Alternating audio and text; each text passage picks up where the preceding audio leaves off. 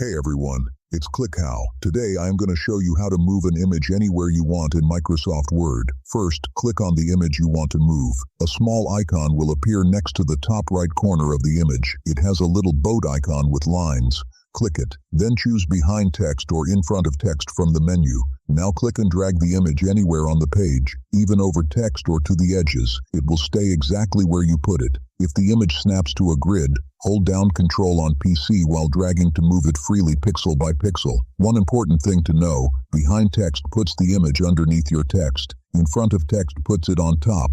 Choose based on what you need. A quick tip, to lock the image in place so it doesn't shift when you add or remove text. Select the image, go to the Picture Format tab, click Position, then choose More Layout options. In the Layout window, go to the Position tab, select Lock Anchor, then select Move Object with Text and pick a reference point from the dropdown. If you found this helpful, make sure to hit that like button, subscribe, and ring that notification bell. Thanks for watching, and see you in the next video.